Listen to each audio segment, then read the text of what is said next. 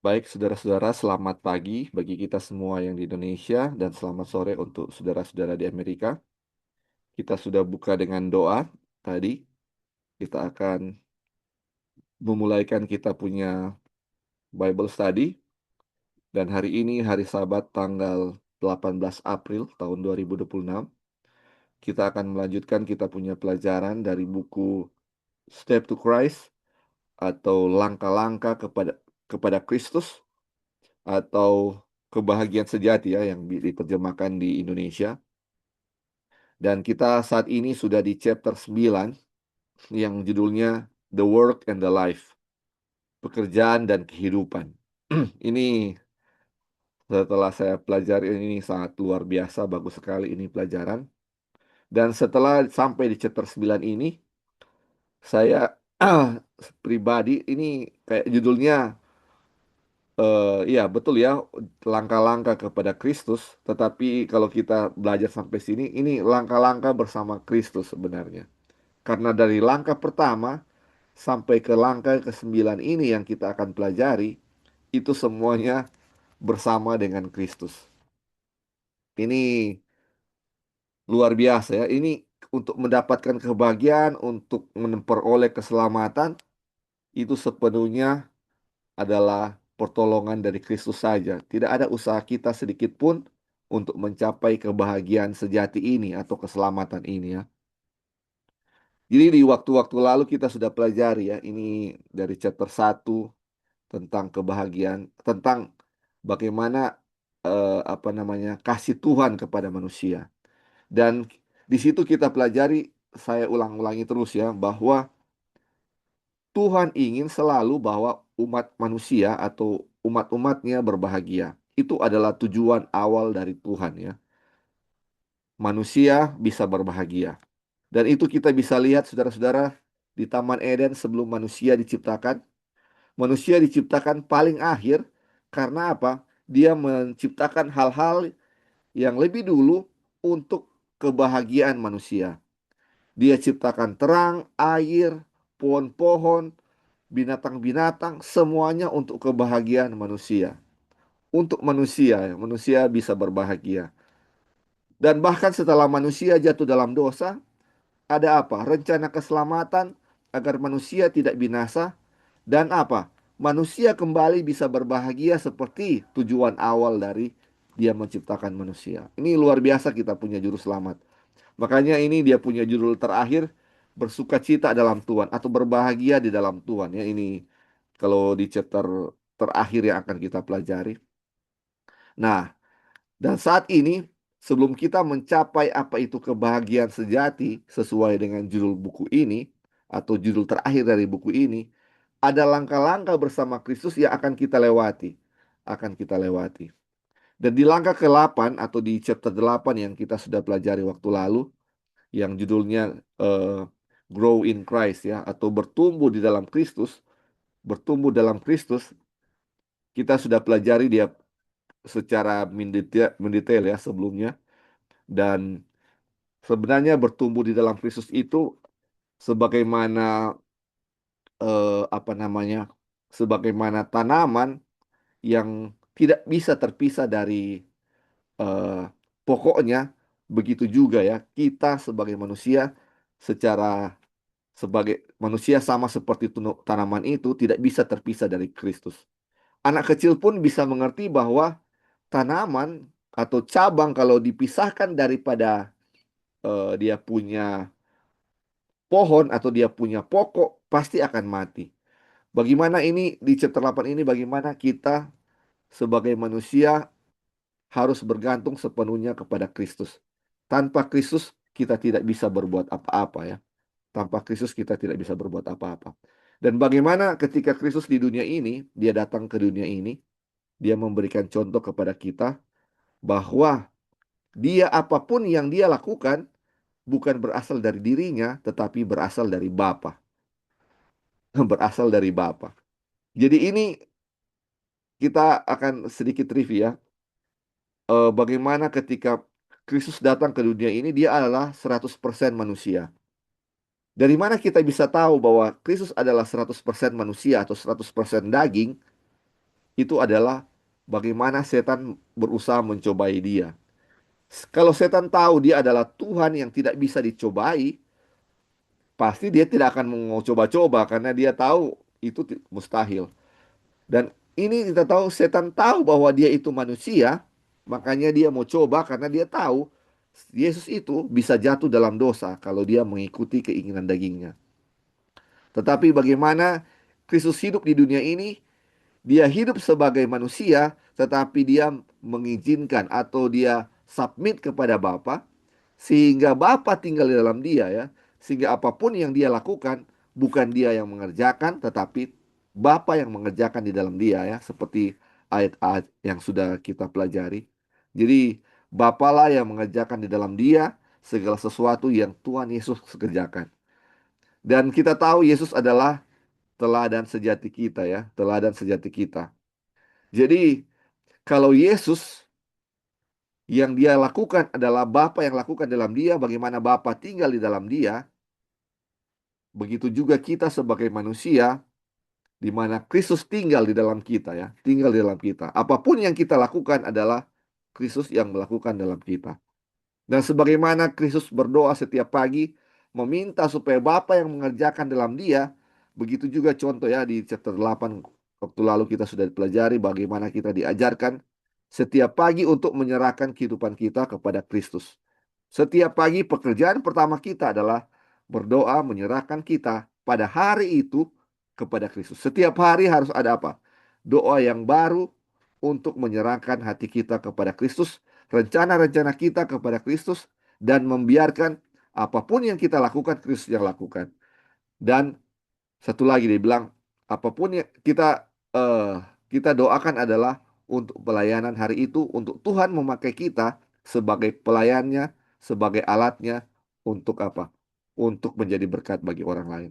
Nah, di chapter 9 ini, setelah kita pelajari tentang pertumbuhan, bertumbuh dalam Kristus, bagaimana kita terhubung dari Kristus, kita akan lihat bagaimana kita akan menjadi sumber berkat. Jadi ini saya perhatikan, waduh ini cocok sekali dia punya langkah ke-8 dan langkah ke-9 ini.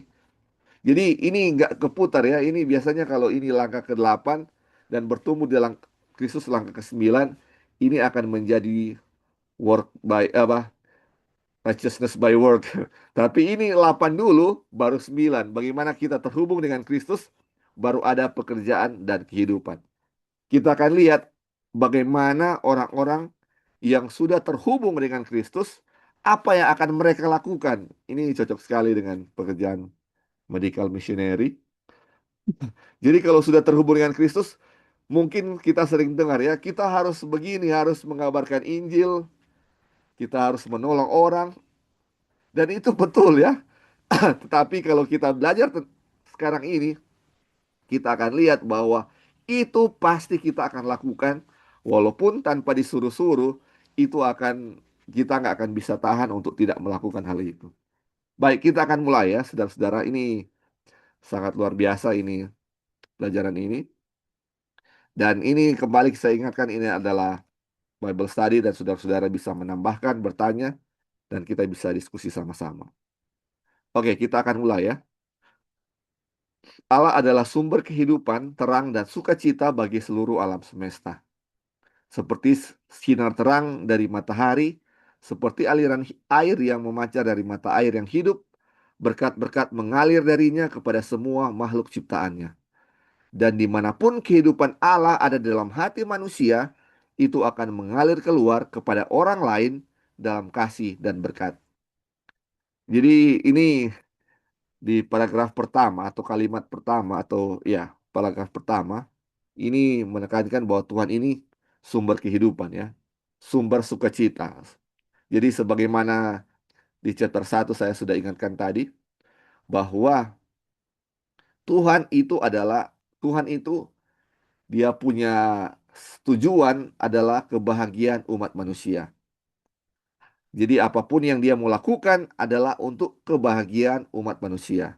Sama seperti dia menciptakan manusia, dia ciptakan dulu alam semesta, matahari, bulan, dan bintang. Baru terakhir dia ciptakan manusia agar apa? Manusia ketika dia jadi, dia berbahagia dengan apa yang sudah ada. Nah, ini Allah ini sumber sukacita ya baru bagi seluruh alam semesta. Jadi seluruh alam semesta bersukacita. Dia bilang itu sumber kehidupan ya karena dia yang menciptakan. Terus dia bilang ini dia ini ketika ada kita ada di dalam diri kita akan ada sukacita ya. Jadi ini dia sumber kebahagiaan dan kalau misalnya dia ada dalam diri kita pasti akan ada sukacita. Jadi mau kita punya kehidupan mau susah mau apapun kalau ada Tuhan dalam diri kita, kita tidak akan bersedih atau apa yang mengeluh segala sesuatu. Kita akan bersuka cita terus karena sumber kebahagiaan ada dalam diri kita, kan? Ada dalam diri kita.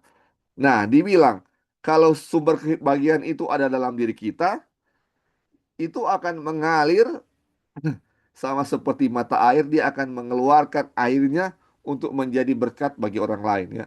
Jadi itu sesuatu yang tidak mungkin kalau ada Tuhan sumber kebahagiaan dalam diri kita, terus kita nggak akan menjadi berkat bagi orang lain. Nggak mungkin, tidak mungkin. Karena pasti kita akan menjadi berkat karena itu akan mengalir ya sama seperti mata air, akan mengalir dan menjadi berkat bagi orang lain.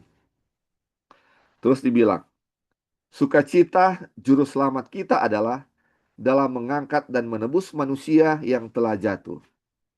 Untuk itu ia tidak menganggap nyawanya berharga bagi dirinya sendiri, melainkan menanggung salib dan mengabaikan kehinaan. Demikian pula para malaikat, senantiasa sibuk bekerja untuk kebahagiaan orang lain. Itulah sukacita mereka. Jadi saudara-saudara, Kristus ini dia punya kebahagiaan, dia punya sukacita ini adalah dia bilang menebus manusia, mengangkat manusia yang jatuh atau menolong manusia yang sudah jatuh dalam dosa. Bahkan karena dia punya sukacita itu, dia rela mati bagi kita untuk apa? Menanggung dosa kita. Dia rela dihina, dia rela mati untuk apa? Untuk menebus dosa kita. Karena itu dia punya kebahagiaan. Dia punya kebahagiaan adalah apa?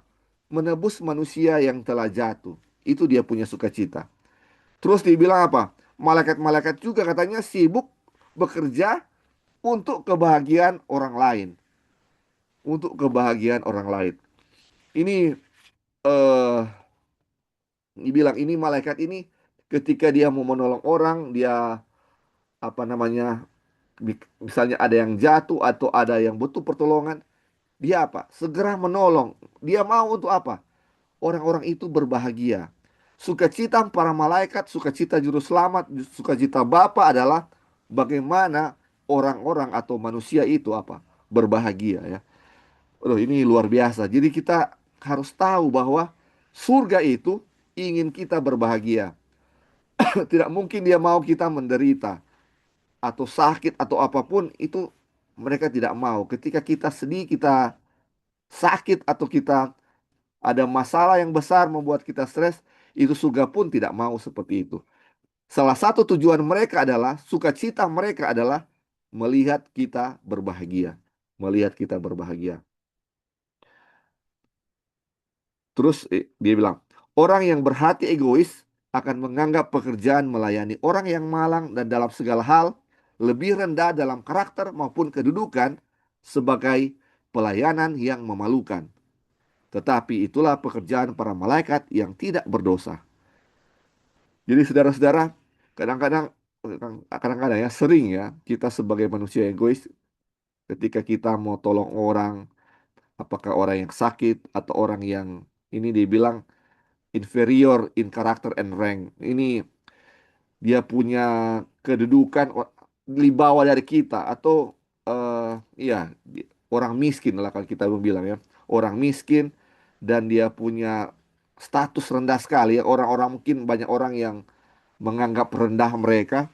Terus kalau kita tolong mereka itu kayaknya pekerjaan rendah sekali ya. Ini pekerjaan rendahan kalau mau dibilang untuk menolong mereka. Dan memang seperti itu ya saudara-saudara. Dalam pandangan masyarakat luas seperti itu untuk menolong mereka itu pekerjaan yang rendah. Tetapi dibilang, Tetapi itulah pekerjaan para malaikat yang tidak berdosa. Malaikat yang tidak berdosa itu kerjanya adalah apa? Menolong orang-orang yang membutuhkan. Terus dibilang, roh kasih Kristus yang rela berkorban adalah roh yang memenuhi surga dan menjadi inti kebahagiaannya. Aduh, eh ini kebahagiaan surga, saudara-saudara. Ini roh yang rela berkorban, roh yang rela untuk menolong ini adalah roh yang memenuhi surga. Roh yang memenuhi surga dan menjadi inti kebahagiaannya. Jadi ini dia punya bahasa Inggrisnya the very essence of its bliss. Bliss ini kalau coba saudara-saudara translate ke bahasa Indonesia, bliss ini adalah kebahagiaan yang dalam. Ini luar biasa, ini kebahagiaan yang sejati, yang sungguh-sungguh, yang lebih lebih dari happiness ya. Ini bliss ini sudah gimana ya mau bilang kebahagiaan yang dalam ya, ini yang bilang saya bisa bilang kebahagiaan yang dalam yang dimiliki. Jadi ini surga ini mereka punya kebahagiaan yang dalam itu adalah apa? Menolong orang-orang yang membutuhkan, orang-orang yang miskin, orang-orang yang perlu untuk dilayani. Terus kita baca selanjutnya. Inilah roh yang akan dimiliki oleh para pengikut Kristus dan pekerjaan inilah yang akan mereka lakukan. Saudara-saudara, aduh ini teguran untuk kita semua atau ya, ini untuk menolong orang lain atau untuk membantu orang lain itu adalah pekerjaan Tuhan dan itu adalah pekerjaan yang surga inginkan. Dan ketika dan pekerjaan mereka satu-satunya atau ya pekerjaan mereka adalah pekerjaan surga yaitu malaikat juru selamat adalah bagaimana untuk menolong orang lain. Dan itu adalah kebahagiaan mereka ya. Mereka menolong itu sukacita sekali. Itu ini eh kebahagiaan mereka untuk bisa menolong. Ketika orang berbahagia, mereka juga apa? Bahagia. Bahkan dibilang bliss, kebahagiaan yang dalam menjadi milik mereka. Dan ini kita sebagai pengikut Kristus yang mau juga ya tujuan kita semua ini mau masuk ke dalam kerajaan surga. Untuk masuk ke dalam kerajaan surga, kita punya karakter pikiran tentu sama dengan penduduk surga saat ini ya. Penduduk surga saat ini. Dan bukan mereka yang akan menyesuaikan diri dengan kita, tetapi kitalah yang harus menyesuaikan diri dengan mereka ketika kita akan masuk ke kerja surga, bukan? Jadi bukan mereka yang berubah, kita yang akan berubah. Untuk apa? Untuk menjadi karakter sama dengan karakter mereka. Nah, karakter mereka adalah senang menolong orang lain. Dan sebagai pengikut Kristus dibilang apa yang akan masuk ke dalam kerja surga, inilah pekerjaan kita sama dengan mereka. Ketika kita menolong orang lain, itu adalah pekerjaan yang mereka lakukan.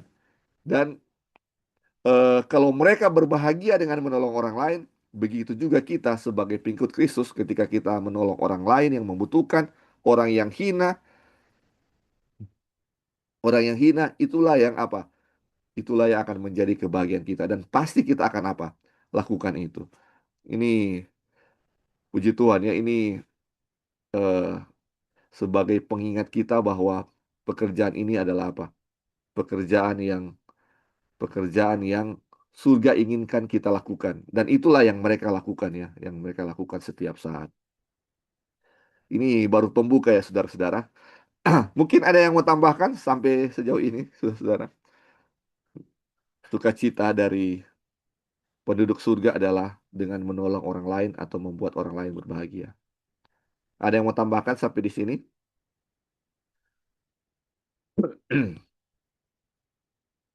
Oke, kalau belum ada kita lanjut ya saudara-saudara. Ketika kasih Kristus bertahta di dalam hati, seperti keharuman yang manis, hal itu tidak dapat disembunyikan. Pengaruhnya yang kudus akan dirasakan oleh semua orang yang berhubungan dengan kita. Roh Kristus di dalam hati bagaikan mata air di padang gurun yang mengalir untuk menyegarkan semua orang dan membuat mereka yang hampir binasa dapat meminum air kehidupan. Jadi saudara-saudara, ini sama seperti durian ya. Misalnya kita mau sembunyikan, kita mau taruh dimanapun, eh tidak bisa kita tutupi ya saudara-saudara. pasti dia punya bau akan kecium ya. Dia punya bau akan kecium. Ini sama seperti dibilang keharuman light sweet fragrance atau keharuman yang ya yang harum atau yang manis dibilang ya. Keharuman yang manis ini harum ini nggak bisa disembunyikan dari hidung. Mungkin satu hal kita bisa sembunyikan dari mata, tetapi kalau dari hidung itu atau ini nggak bisa yang ini keruman ini nggak bisa disembunyikan. Mau ditutupi tetap akan apa? Akan tercium ya. Begitu juga dengan pengaruh yang dirasakan oleh apa? Dirasakan oleh orang lain bila kita ada kasih Kristus bertahta dalam hati kita. Pasti akan apa saudara-saudara? Akan tercium oleh orang lain. Itu nggak bisa tertutup. Sama dengan terang, dibilang, apakah eh, terang itu akan bisa kita mau nyalakan baru kita tutup dengan gantang? Tidak mungkin ya. Terang itu akan dilihat orang-orang oleh orang lain. Begitu juga ya saudara-saudara, ketika kasih Kristus ada dalam diri kita akan menjadi terang dan itu bisa dilihat, dirasakan oleh orang yang apa? Yang ada di sekitar kita. Ini dibilang seperti mata air di padang gurun yang ketika dia mengalir itu akan apa? Menyelamatkan mereka yang hampir binasa karena kehausan. Begitu juga kita di sekitar lingkungan sekitar kita akan menjadi apa? Mata air bagi orang-orang yang ada di sekitar kita yang apa? Hampir binasa, yang memerlukan pertolongan kita. Terus dibilang, kasih kepada Yesus akan dinyatakan dalam kerinduan untuk bekerja sebagaimana ia telah bekerja, demi memberkati dan mengangkat umat manusia. Kasih itu akan menuntun kepada kasih, kelembutan, dan belas kasihan terhadap semua makhluk yang berada dalam pemeliharaan Bapa kita di surga. Ini luar biasa, sangat jelas saudara-saudara. Jadi sebagaimana Yesus di dunia ini, dia punya pekerjaan adalah pekerjaan membantu menolong orang lain. Ini baru sedikit lebih jelas ya saudara-saudara.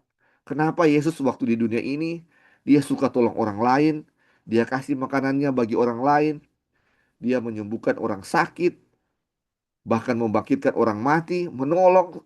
Aduh, banyak sekali ya dia tolong. Ternyata kita baca bahwa ternyata itu kebahagiaan mereka ya. Kebahagiaan orang penduduk surga adalah untuk menolong orang lain.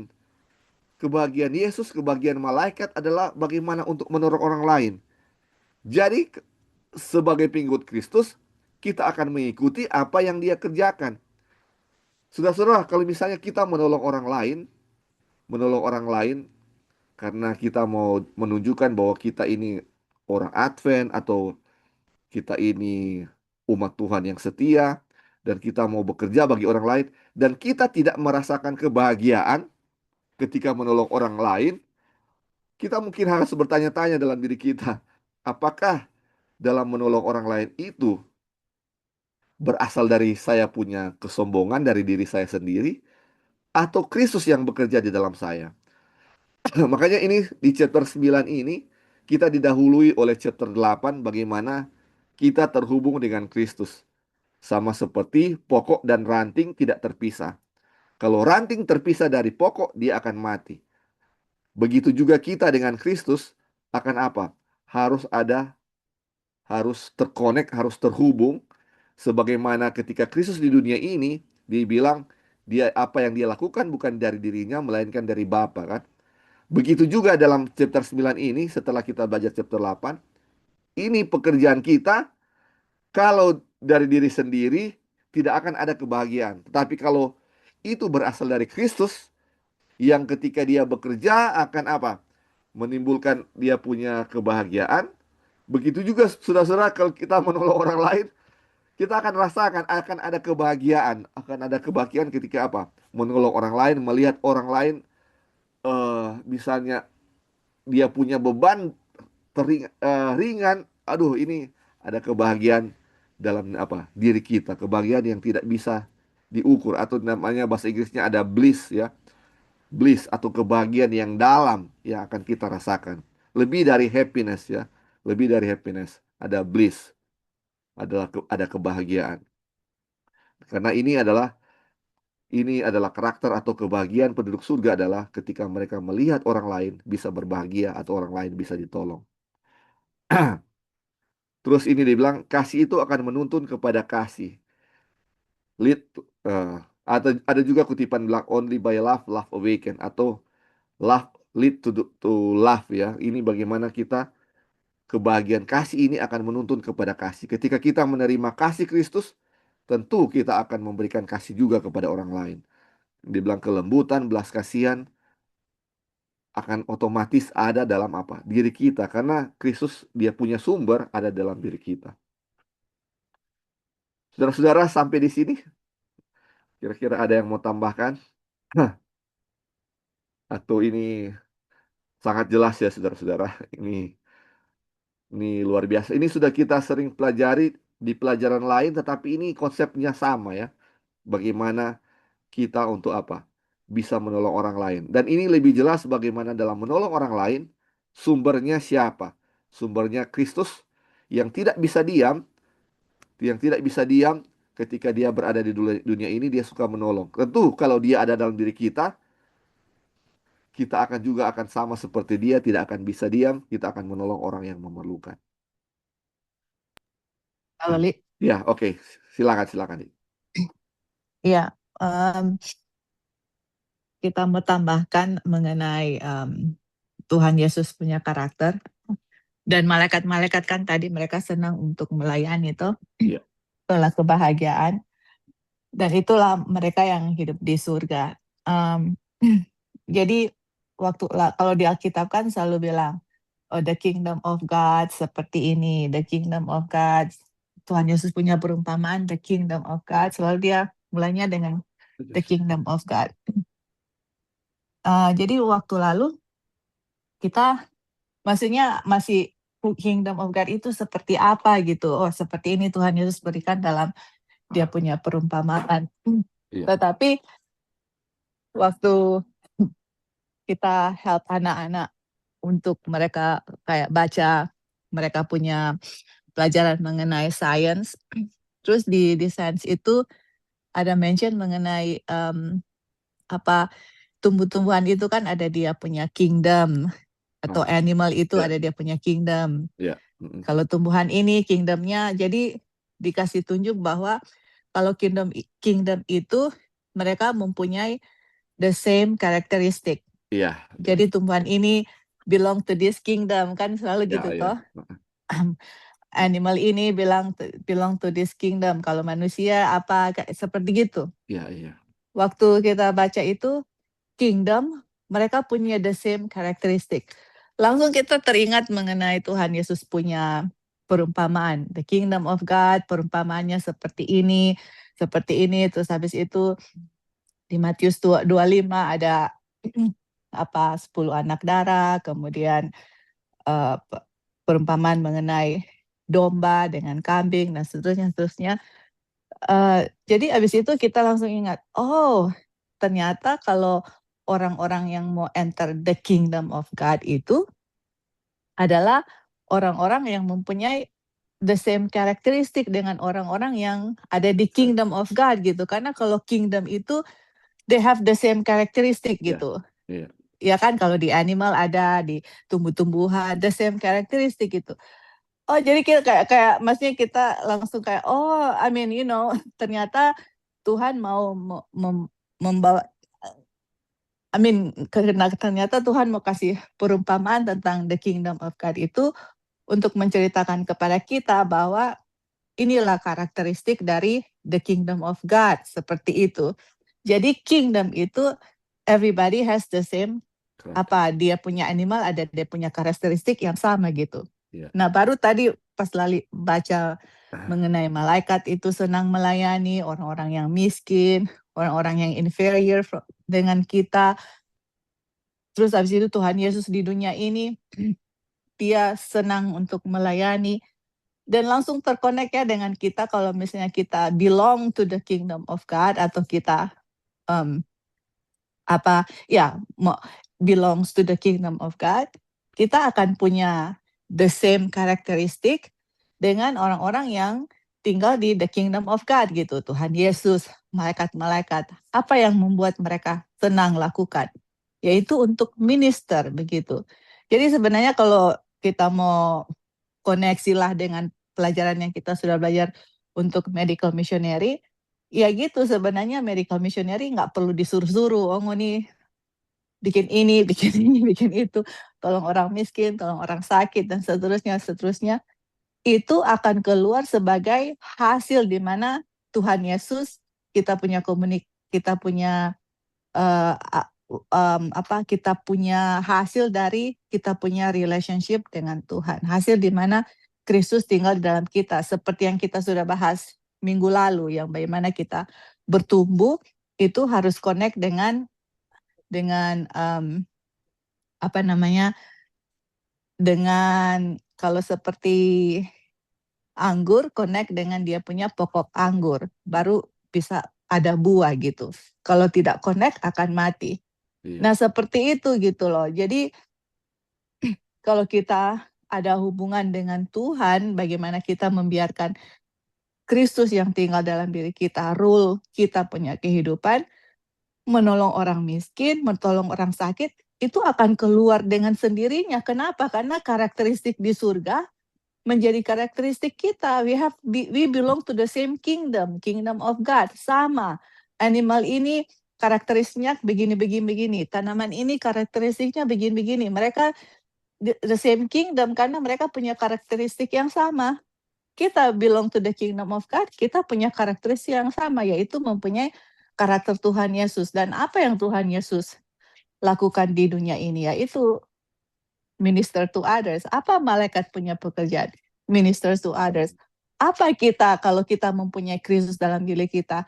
Minister to others. Dan di saat kita melakukan itu, itulah yang kita pelajari ini adalah akan kita mendapatkan kebahagiaan. Kan Iya, betul. pelajaran ini kan kebahagiaan sejati kalau di bahasa Indonesia ya. Nah, memang betul dari pertama Tuhan menginginkan kebahagiaan, tapi yang dunia tawarkan itu, yang dunia over itu bukan kebahagiaan, itu pleasure. Jadi pleasure-nya itu hanya untuk sesaat. Orang menikmati dan habis itu apa? Seperti orang minum kopi, kafein kan, kayak hyper gitu. Tapi akan drop gitu. Nah, itulah yang dunia tawarkan. Ditawarkan worldly pleasure, tapi akhirnya drop. Tapi kalau Tuhan Yesus tidak, kebahagiaannya itu yang waktu lalu kita sudah yang kita ada mention dari apa namanya, serotonin dengan apalagi itu kita bilang dopamin.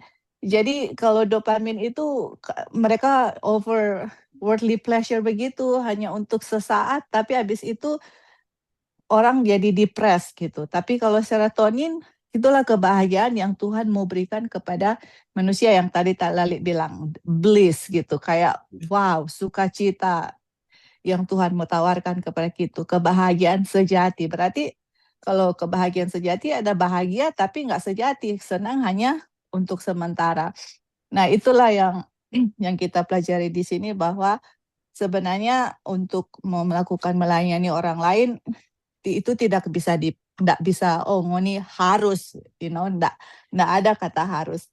Sebenarnya untuk melayani Tuhan orang-orang lain itu adalah hasil dari communion dengan Tuhan. Kalau mau bilang mau ada fruit, sebenarnya harus ada communion dengan Tuhan ya. Karena kalau tidak ada communion dengan Tuhan, tidak ada relationship dengan Kristus, kita tidak biarkan Kristus yang bertahta dalam diri kita, ya itu pasti nggak akan ada dia punya buah. Ataupun kalau buah yang keluar itu semua dari selfish, kita punya selfish motif di mana menolong orang lain. Oh, saya mau dikenal, saya mau bikin ini supaya saya. Either kita bikin good works, tapi itu berasal dari selfish motif. Nah, itulah yang Tuhan mau tawarkan kepada kita, bukan itu gitu. Yang mana Kristus yang melakukan di dalam diri kita untuk bisa minister kepada orang lain dan menghasilkan true happiness atau kebahagiaan yang sejati yang Tuhan inginkan kita peroleh. Mungkin itu saja, Ya, thank you. ya, terima kasih. Sudah sangat jelas ya, ini dia punya tambahan. Jadi kalau di chapter 7 kita belajar ya tentang ujian pemuridan itu. Dan kembali dia, ini judulnya tentang ujian pemuridan, tapi bukan ujian-ujian yang apa ya yang kita bayangkan ya. Tapi ujian pemuridan itu adalah bagaimana kita sebagai umat Tuhan diuji, apakah apakah yang kita lakukan berasal dari diri kita sendiri atau berasal dari Kristus. Dan dibilang di situ ya, di chapter 7 itu yang sudah kita pelajari waktu lalu, banyak orang yang melakukan hal-hal yang baik, hal-hal yang baik seperti menolong orang lain, apapun itu hal-hal yang baik, membantu, tetapi untuk dia punya reputasi ya. Dia punya reputasi, apakah dia atau dia punya kedudukan supaya bisa dilihat baik oleh orang lain ya. Apakah misalnya dia ini ketua jemaat atau apa, dia melakukan itu untuk menjaga dia punya nama baiknya. Itu ada dua ya. Dan satu yang perbuatan baiknya itu berasal dari Kristus ya, berasal dari Tuhan.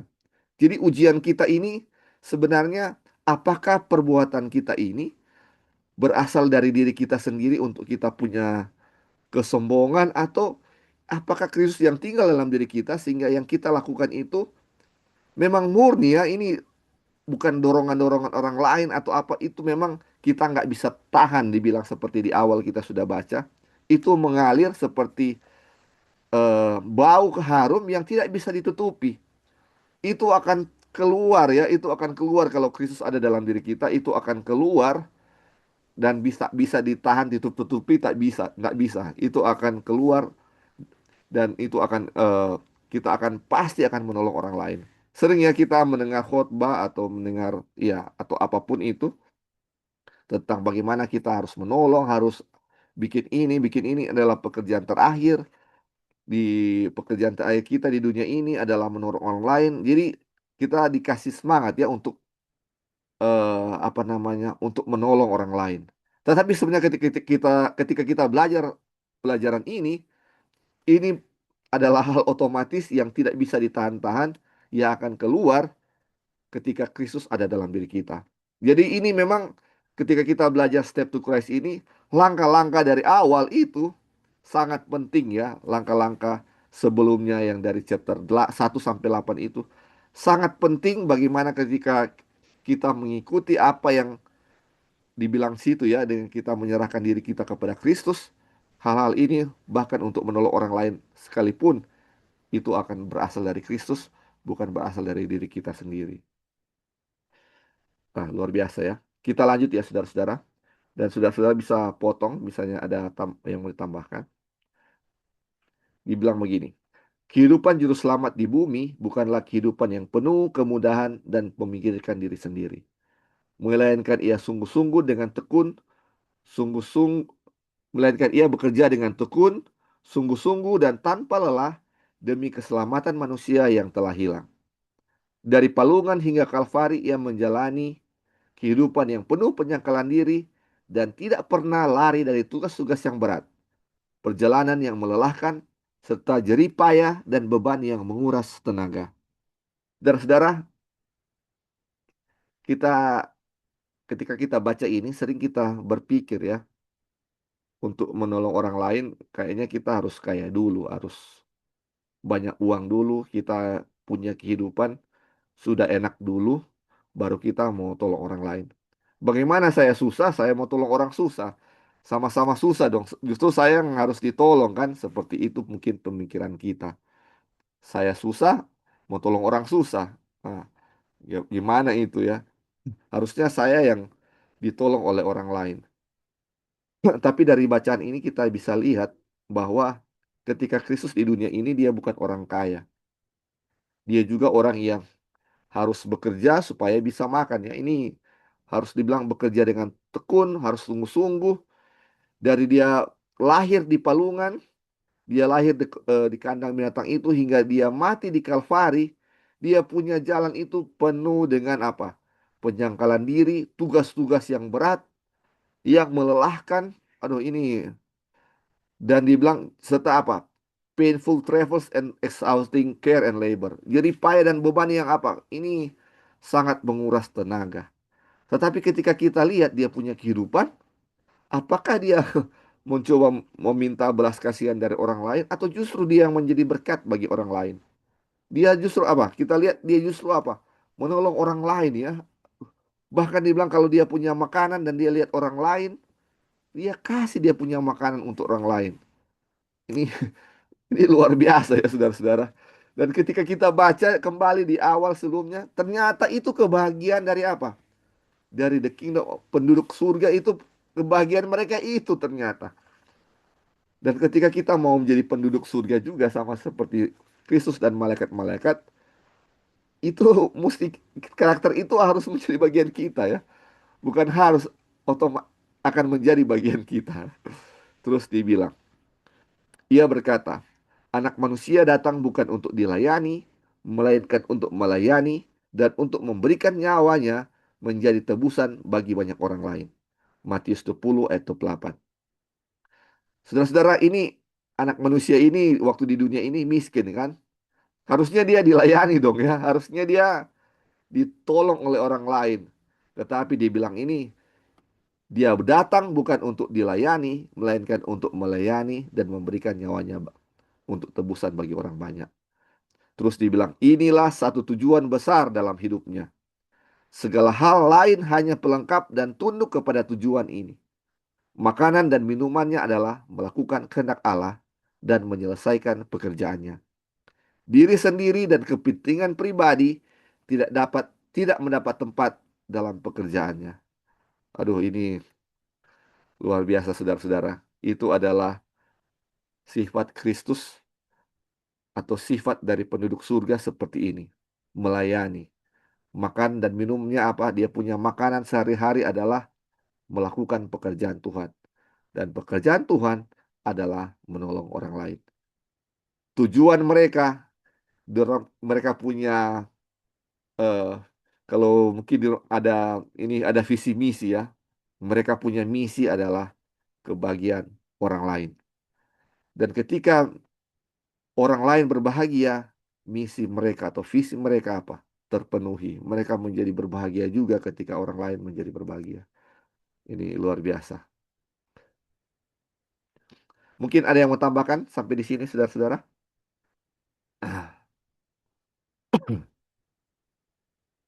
Oke, baik. Kalau belum ada, kita lanjut ya, saudara-saudara. Maka mereka yang menjadi bagian dari kasih karunia Kristus akan siap berkorban apapun supaya orang lain yang untuk mereka Yesus telah mati boleh turut menerima karunia surgawi itu. Mereka akan melakukan segala yang mereka bisa untuk menjadikan dunia ini lebih baik selama mereka tinggal di dalamnya. Roh ini adalah hasil yang pasti dari jiwa yang sungguh-sungguh bertobat.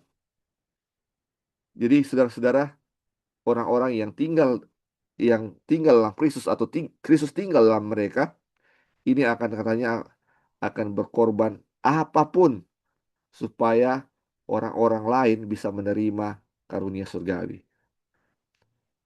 Aduh, apapun yang akan mereka lakukan ya, apapun yang akan mereka lakukan. Sama seperti orang-orang di hari Pentekost, mereka menjual semua hartanya untuk apa? Pekerjaan Tuhan ya, pekerjaan Tuhan.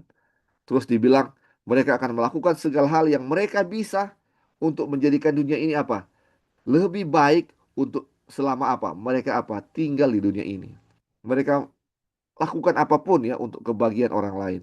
Dan dibilang ini adalah hasil yang pasti atau yang untuk menolong orang lain, ini suatu hal yang pasti kalau apa katanya jiwa itu sungguh-sungguh bertobat.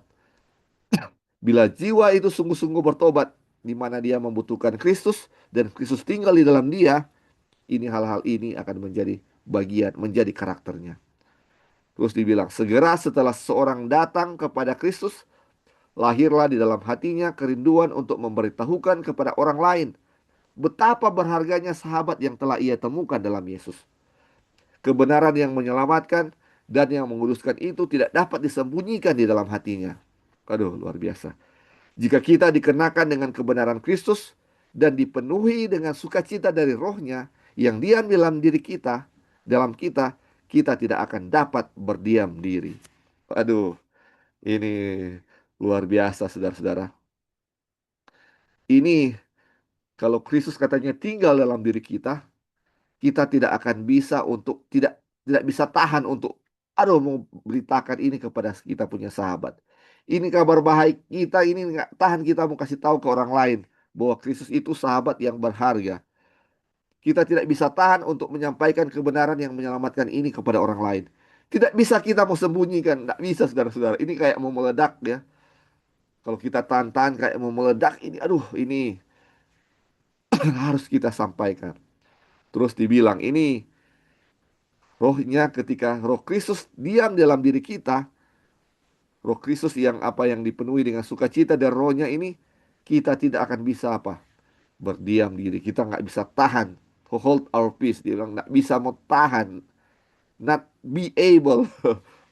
Not be able to hold our peace. Nggak bisa mau tahan kita punya diri untuk menyampaikan kabar baik ini kepada orang lain. Mungkin saudara-saudara, ini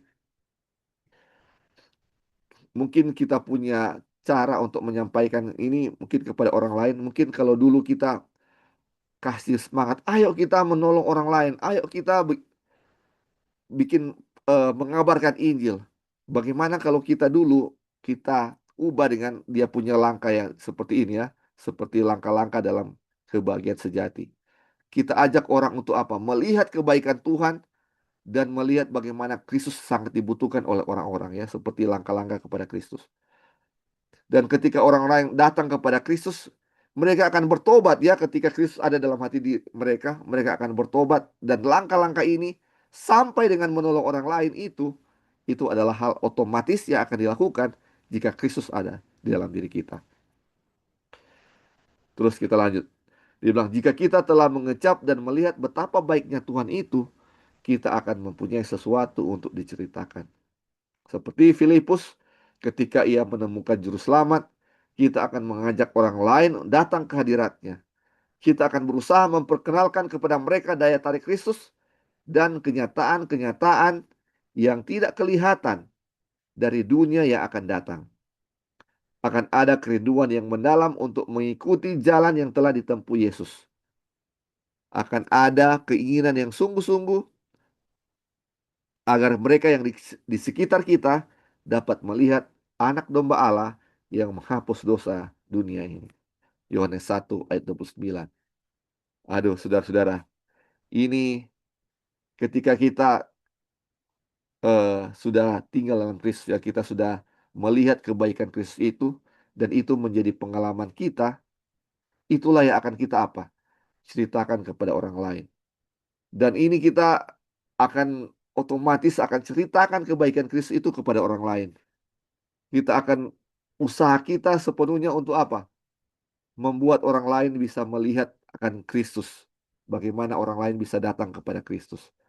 Aduh, kita akan menunjukkan ini, inilah anak domba Allah yang menghapus dosa dunia. Sama seperti apa? Yohanes Pembaptis, dia menunjukkan Kristus kepada orang-orang ya, kepada orang-orang.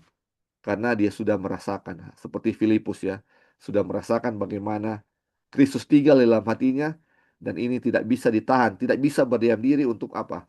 Menyampaikan kabar ini kepada orang lain. Nah, sampai di sini saudara-saudara, satu paragraf ini mungkin ada yang mau tambahkan? Ya, halo Li. Ya, silakan nih, silakan. Ya, kita setuju sekali dengan yang statement Lali bikin tadi bahwa instead of ajak orang-orang, mari kita bikin ini itu, tetapi yang kita bikin dulu itu adalah bagaimana mengenal Kristus dulu kan. Ya. Karena untuk bikin ini itu adalah buah dari orang sudah menerima Kristus gitu. Sama seperti orang yang Tuhan Yesus sembuhkan dulu, kan mereka nggak tahan untuk kasih tahu, walaupun Yesus Ya, bilang, jangan. jangan kasih tahu dulu gitu, nanti jadi heboh, nanti malah pekerjaannya terhambat. Tapi karena mereka sudah merasakan kasih Kristus, nggak bisa tahan gitu. Nah itu yang Ellen White bilang, kalau kita sudah merasakan kasih Kristus dalam diri kita, nggak ada orang yang bisa mau tahan untuk mau kasih stop kita gitu. Nah mungkin pertanyaan dan challenge untuk kita semua adalah, apakah kita mempunyai pengalaman dengan Kristus gitu? Apakah kita sudah merasakan benar-benar kasih Kristus? Karena kalau memang karena permasalahannya kita mau share kepada orang lain apa gitu. Saya kan pasti akan share apa yang saya rasakan, sama seperti orang-orang yang Tuhan Yesus sembuhkan. Mereka menjadi misioneri di mana mereka pergi gitu. Kenapa? Karena mereka sudah merasakan apa yang Tuhan Yesus lakukan terhadap diri mereka gitu. Dan mereka nggak bisa kalau tahan gitu. Mereka harus kasih tahu gitu. Jadi yang langkah pertama, makanya di Steps to Christ kan ada langkah pertama adalah bagaimana kita melihat kasih Kristus. Get to know Christ gitu, karena kalau kita nggak mengetahui Kristus secara personal dalam diri kita, nggak merasakan pekerjaan Dia dalam diri kita, kasih Dia untuk diri kita, sekarang kita mau kasih apa ke orang lain gitu. Kita hanya bisa beri apa yang saya punya. Saya nggak bisa kasih kalau saya nggak punya, seperti itu. And then let's say Yesus kan the great medical missionary. I'm gonna be medical missionary. Tapi saya mau kasih apa ke orang lain? Saya sendiri nggak mengalami experience dengan Kristus gitu. Saya sendiri nggak mengetahui Tuhan Yesus. Malah kita kasih ke orang lain membesar-besarkan natural treatment tanpa Kristusnya seperti bumbu gitu. Oh ini padahal yang menyembuhkan orang itu adalah Kristus itu sendiri gitu. Dan Tuhan menggunakan sarana natural treatment untuk menolong orang lain. Jadi untuk kita melakukan pekerjaan Kristus atau melakukan seperti apa yang Kristus lakukan itu adalah get to know Him, spend time dengan Dia, terus ada connection. Nah kalau itu tidak ada, ya kita mau kasih apa ke orang lain, kita saja nggak ada relationship dengan Tuhan kita aja, I don't know, kita nggak tahu mengenai Tuhan, karakternya. Jadi kalau saya nggak tahu saya mau kasih apa. Jadi sometimes makanya di gereja, mari kita begini, personal ministry dan seterusnya, which is okay ya, maksudnya there's nothing wrong with it. Tapi kalau orang nggak ada personal dengan Kristus, mau personal ministry bagaimana gitu, mau kasih apa ke orang lain, dia sendiri nggak punya, atau saya sendiri nggak punya, saya mau kasih apa. Jadi yang dia punya fondasi yang kita lihat di sini yang sangat penting adalah get to know Christ. Kita harus istilahnya mendorong orang untuk get to know Christ, spend time dengan Yesus, lihat dia punya karakter, baca buku Ministry of Healing, Desire of Ages, lihat apa yang Yesus, itu akan membangkitkan desire dari diri kita sendiri untuk nggak bisa ditahan orang lain untuk nggak melakukan apa yang Yesus lakukan, seperti itu. Dan kalau itu terjadi dalam diri kita, pekerjaan Tuhan Yesus yang akan kita lakukan untuk memberitakan Kristus kepada orang lain. Dan waktu kita melakukan itu, ada promise di dalam pekerjaan itu adalah kebahagiaan yang Tuhan mau berikan kepada kita. Mungkin itu aja, Li. Thank you. Ya, terima kasih untuk tambahannya. Ya, jadi ini seperti dibilang tadi ya, ini ada promise untuk menjadi kebahagiaan bagi kita. Ini kita akan baca ya setelah ini. Ini kenapa sih pertanyaannya? Ini kan pekerjaan Tuhan untuk menolong orang lain. Apakah Tuhan tidak bisa melakukan dengan kuasanya atau malaikat-malaikatnya tidak bisa menolong orang lain? Kenapa dia harus bilang ke kita ini ya? Ini seperti ini pekerjaan kita. Malaikat-malaikat bisa bikin itu, Tuhan itu bisa bikin 100% bisa. Kenapa dia mau ini manusia terlibat? Sedangkan dia ini bisa ya. Bahkan dia mau suruh batu-batu pun untuk menolong orang lain itu bisa. Kenapa dia mau melibatkan umat-umat Tuhan atau umat-umatnya ini untuk bekerja seperti ini ya? Seperti ini. Kenapa dia mau bikin itu ya? Mari kita lihat ya saudara-saudara. Mari kita lihat. Dia bilang, usaha untuk memberkati orang lain itu akan kembali menjadi berkat bagi diri kita sendiri. Saudara-saudara, ini bagaimana Tuhan mau curahkan berkat bagi kita adalah dengan kita menjadi berkat bagi orang lain. Jadi karena ini usaha untuk memberkati orang lain ini akan menjadi apa? Kembali kepada kita menjadi berkat juga bagi kita. Ini janji Tuhan ya. Jadi ini eh, bukan sekedar kita hanya dibilang ya untuk menjadi berkat. Ketika Kristus ada dalam diri kita, kita akan menjadi berkat bagi orang lain. Tetapi itu akan menjadi berkat bagi apa? Diri kita juga sendiri. Bahkan ini kita akan baca selanjutnya, ini akan menuntun kita kepada keselamatan ya saudara-saudara. Nanti kita akan belajar ya. Kita ikuti dulu ya. Dia bilang, inilah tujuan Allah ketika Ia memberikan kepada kita bagian untuk dilaksanakan dalam rencana penebusan. Ia telah mengaruniakan kepada manusia hak istimewa untuk menjadi peserta dalam kodrat ilahi dan pada gilirannya menyalurkan berkat kepada sesama manusia.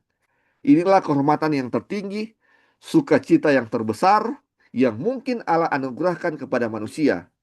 Mereka yang dengan demikian mengambil bagian dalam pekerjaan kasih di bawah paling dekat kepada pencipta mereka.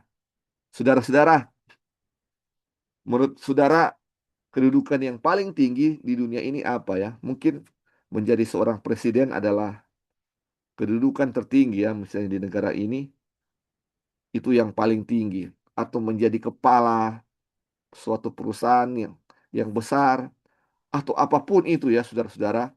Dalam pekerjaan kita, mungkin rumah sakit misalnya kita menjadi direktur, atau apapun.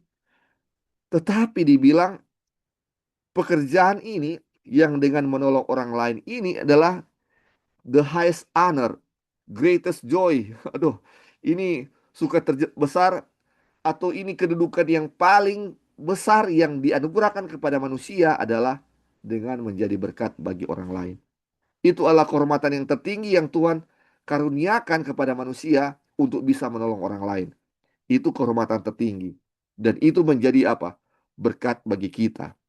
Dan dibilang ketika kita mengambil bagian dalam pekerjaan ini, pekerjaan dalam menolong orang lain, menjadi berkat bagi orang lain, dibilang we are brought nearest to their creator. Kita dibawa paling dekat kepada pencipta orang-orang yang kita tolong ini, yaitu Tuhan ya. Semakin kita menolong orang lain, kita semakin apa? Dibawa kepada lebih dekat kepada pencipta kita. Ini luar biasa, saudara-saudara. Mari kita baca selanjutnya. Dibilang, Allah sebenarnya dapat mempercayakan pekabaran Injil dan seluruh pekerjaan pelayanan kasih kepada malaikat-malaikat surgawi. Ia dapat menggunakan cara-cara lain untuk mencapai tujuannya. Tetapi dalam kasihnya yang tak terbatas, ia memilih menjadikan kita rekan sekerja dengan dirinya, dengan Kristus dan para malaikat, supaya kita boleh turut merasakan berkat, sukacita, dan pengangkatan rohani yang dihasilkan oleh pelayanan yang tidak mementingkan diri ini. Waduh, saudara-saudara, ini luar biasa ya. Ini sebenarnya Tuhan boleh bikin ini pekerjaan ini sendiri, saudara-saudara. Nggak perlu saudara-saudara punya bantuan. Tuhan juga bisa ya. Dia bisa utus malaikat-malaikat apapun dia bisa gunakan untuk menyampaikan pekabaran ini kepada orang lain. Tetapi kenapa dia mau memilih kita untuk menjadi dia punya rekan sekerja dengan dia supaya katanya apa? Kita bisa mendapat berkat dari pekerjaan ini. Mendapat sukacita dari pekerjaan ini dan katanya apa? Uplifting, spiritual uplifting. Kerohanian kita akan terangkat ya saudara-saudara. Jadi saudara-saudara, pekerjaan ini adalah apa? Berkat. Pekerjaan dalam menolong orang lain, menjadi berkat bagi orang lain, itu adalah berkat bagi kita. Jadi, waduh, ini sangat jelas ya, saudara-saudara. Ini berkat bagi kita. Ini berkat bagi kita. Apakah kita nak mau menerima berkat? Kalau pertanyaannya. Tentu semua orang mau menerima berkat surgawi ya. Semua orang ingin merasakan sukacita. Karena banyak sekali di dunia ini penuh dengan stres ya, penuh dengan tekanan-tekanan dan kita punya kehidupan kerohanian ini terangkat ya, terangkat. Apa yang harus mau dilakukan? Menolong orang lain. Ini berkat, ini berkat. Ini bukan beban, tetapi ini berkat.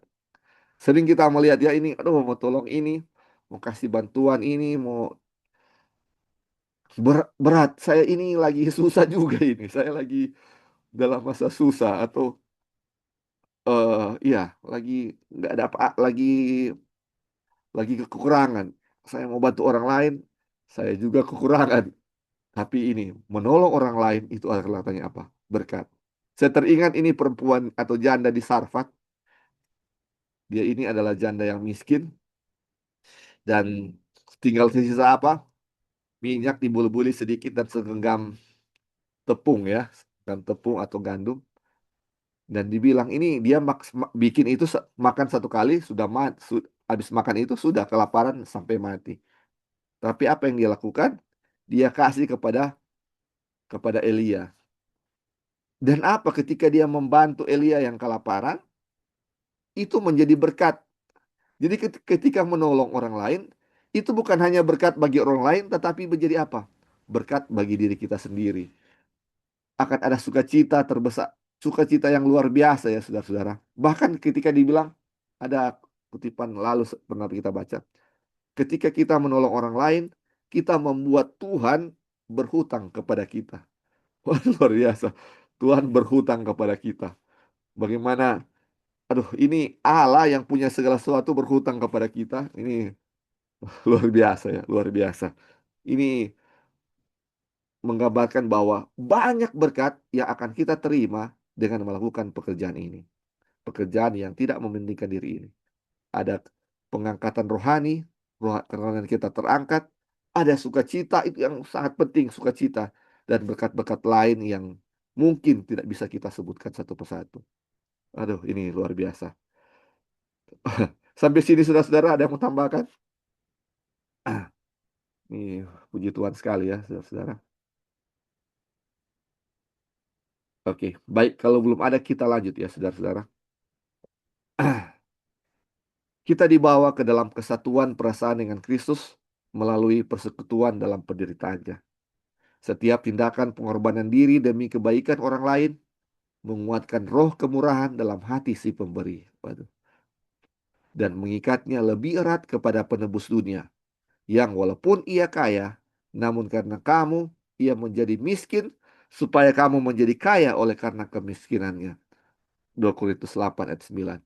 Dan hanya dengan cara inilah kita memenuhi tujuan ilahi dalam penciptaan kita, sehingga hidup ini dapat menjadi berkat bagi kita. Ada lagu yang bilang hidup ini adalah kesempatan. Hidup ini adalah apa menjadi berkat bagi orang lain. Dan ini ya, ini adalah hal-hal yang menjadi bagian dari pengikut Kristus ya. Dibilang kalau kita melakukan ini, melakukan hal-hal yang dalam menolong orang lain, ini katanya kita semakin mengikat kita lebih erat kepada penebus kita. Jadi selama ini misalnya kita ini dalam berbuat baik ini kita sama seperti ranting terkonek dengan pokok, ini katanya ikatan kita ini semakin melekat ya. Yang ini kalau mungkin dulu gampang patah, gampang terlepas dari pokok, mungkin ranting itu gampang patah, tapi sekarang lebih lama, lebih kuat ketika pekerjaan-pekerjaan ini kita lakukan. Pekerjaan-pekerjaan kita ini kita lakukan. Tentunya bukan kita yang melakukannya adalah dari kita sendiri, tetapi Tuhan melakukannya dalam diri kita ini. Ini kayak seperti siklus yang saling menguatkan ya. Dari Kristus membuat kita melakukan pekerjaan ini. Pekerjaan ini membuat kita semakin dekat dengan Kristus. Jadi ada efek yang sangat luar biasa di situ yang membuat kita semakin dekat dengan Kristus. Dari Kristus kita melakukan pekerjaannya, pekerjaan ini melakukan apa? Membuat kita lebih dekat kepada Kristus. Ini ada efeknya yang luar biasa dari melakukan pekerjaan Tuhan ini.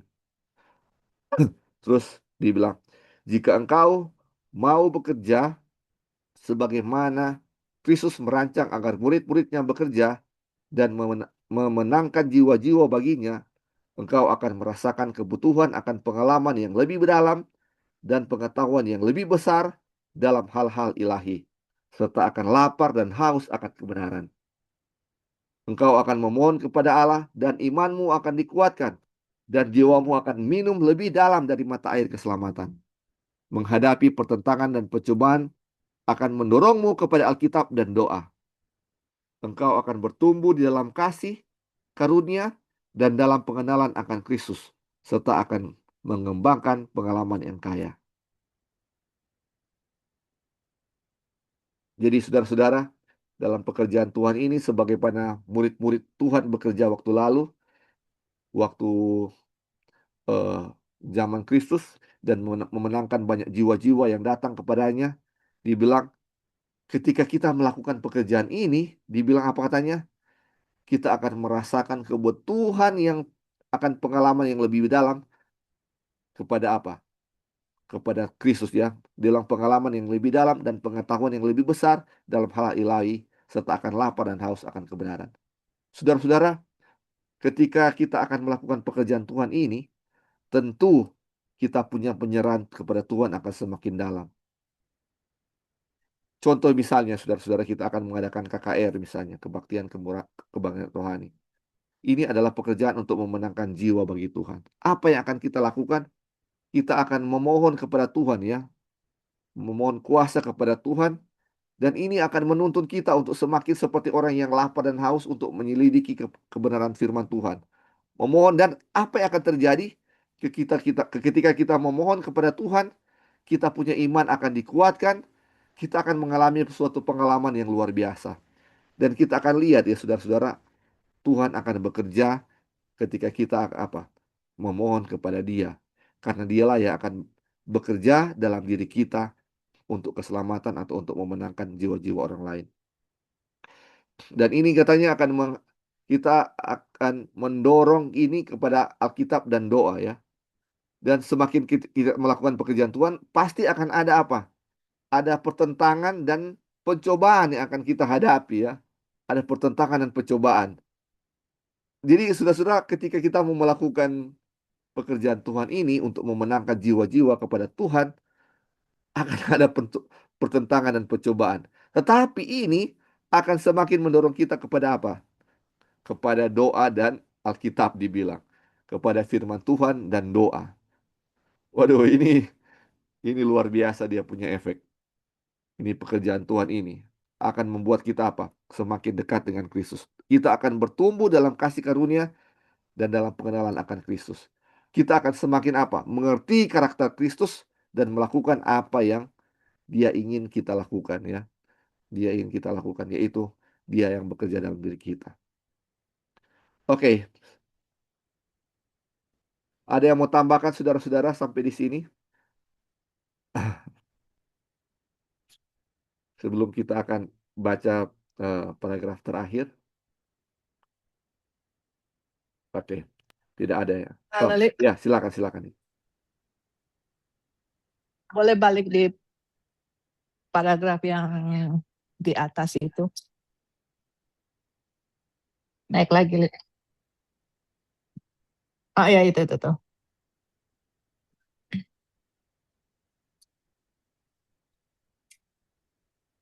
Kan dibilang di sini Tuhan bisa memberikan mempercayakan pekabaran Injil itu Oh ya.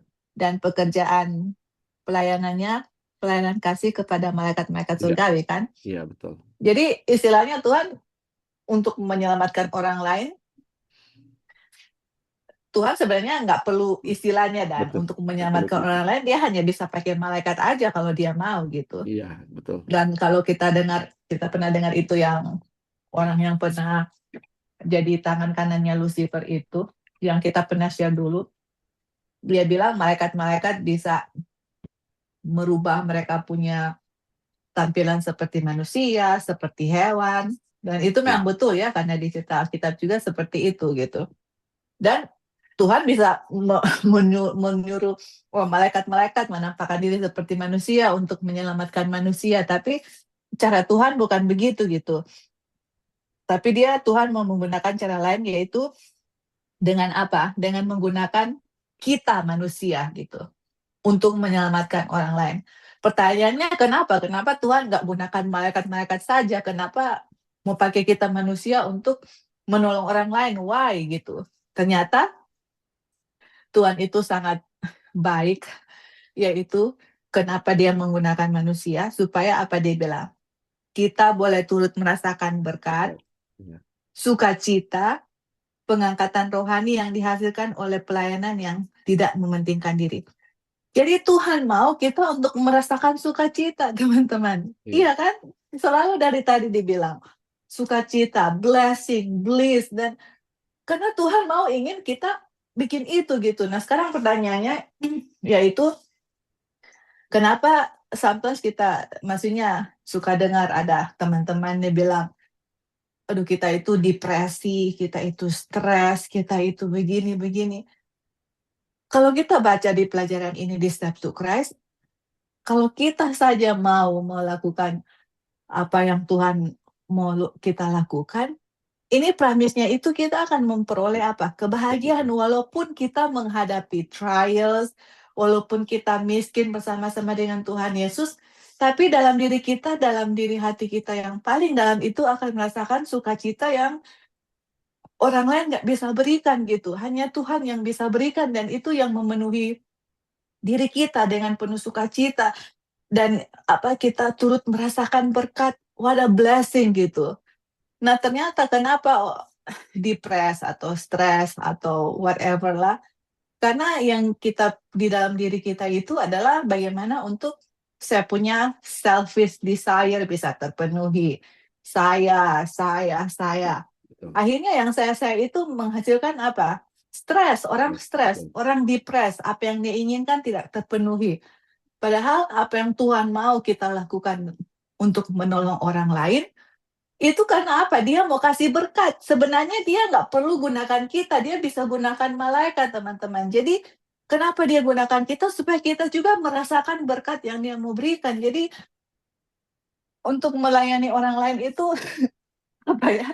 Kalau kita tahu apa what's behind it, kita akan merasakan ternyata ada berkat dan sukacita yang Tuhan mau berikan. Tetapi selalu kembali di yang paling penting. Yang paling penting itu adalah get to know Christ. Terima Kristus. Biarlah Kristus yang menguasai kita. Karena menolong orang lain itu hanya buah dari apa yang saya peroleh gitu. Saya mau berikan, mau personal ministry kepada orang lain. Kenapa? Karena saya sudah merasakan Kristus dalam diri kita.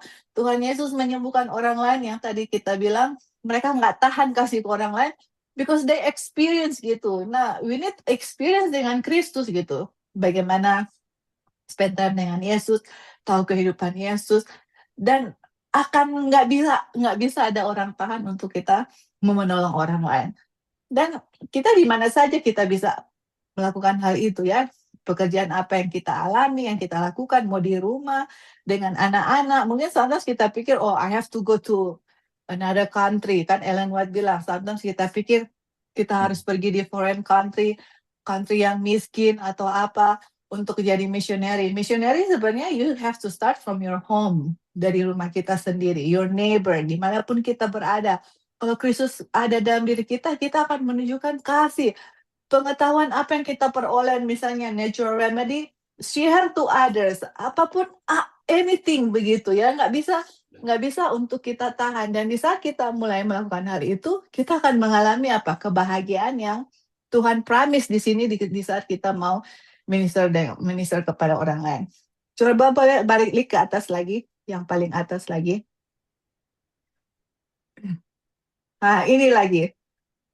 Dan usaha untuk memberkati orang lain itu akan kembali menjadi berkat bagi diri kita sendiri yang warna kuning. Jadi diulang-ulang. Kalau Ellen White tulis sesuatu terus diulang-ulang, meaning it is important, you better get it gitu loh. Get it, bahwa kamu akan menerima berkat, kalau memberkati orang lain.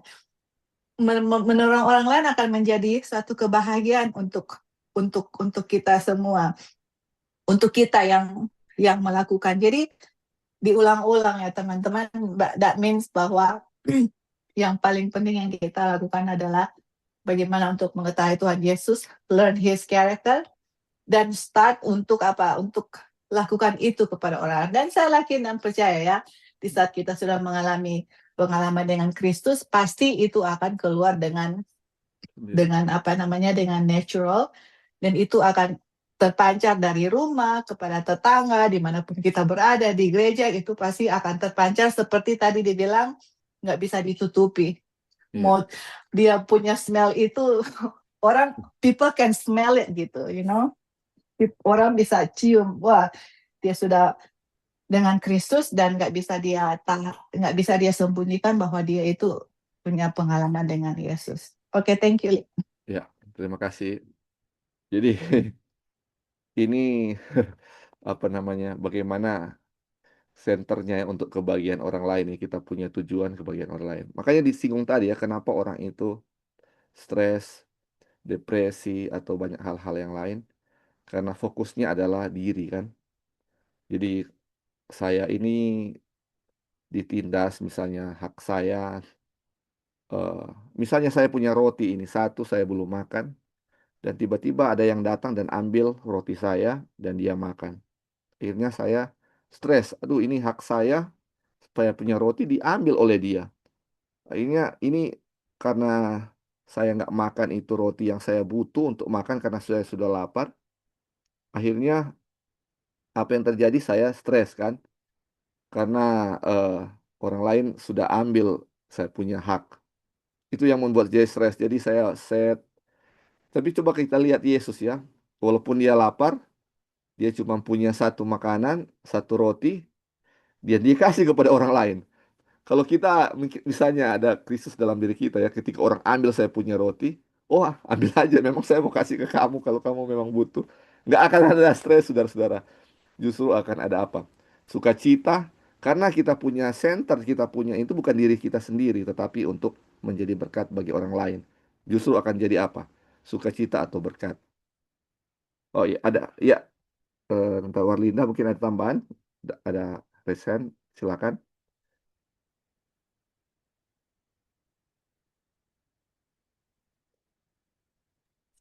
Pencet kali.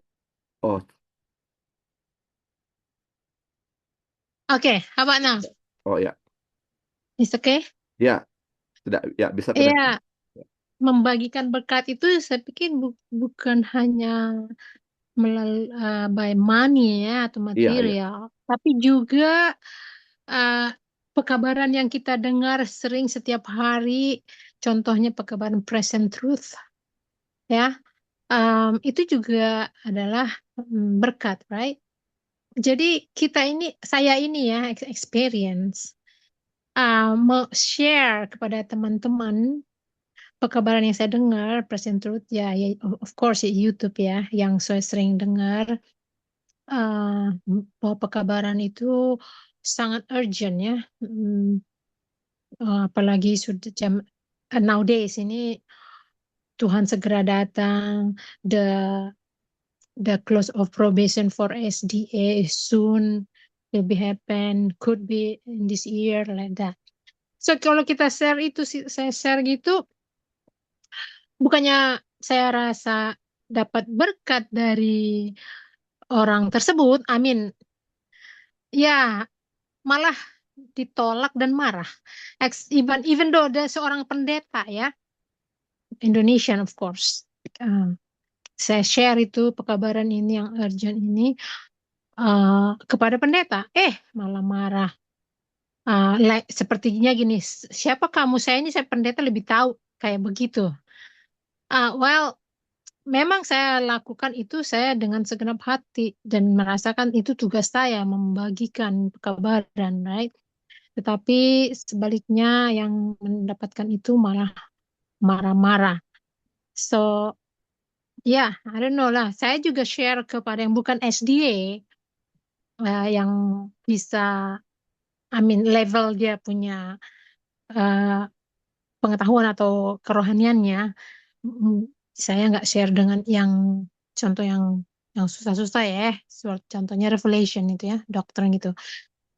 Tapi ya susah juga tumbuh ya. Mereka tetap bertahan pada apa yang mereka sudah percaya dari semula. So ya, itu pengalaman saya yang saya kasih tahu. Bukan membuat uh, pendengar di sini menjadi mundur ya. Tetapi itulah yang saya alamin kalau saya share itu the present truth gitu malah ditolak. Thank you. ya, ya. Terima kasih untuk tambahannya. Mungkin ada lain, saudara-saudara yang mau tambahkan? Oke, baik. Kita lanjut ya, saudara-saudara. Ini kutipan terakhir dari pelajaran kita dan kebetulan sudah setengah 9. Dia bilang, roh kerja yang tidak mementingkan diri demi orang lain memberi kedalaman, kestabilan, dan keindahan yang serupa Kristus kepada karakter, serta membawa damai dan kebahagiaan bagi pemiliknya. Cita-cita akan ditinggikan, tidak ada tempat bagi kemalasan atau keegoisan.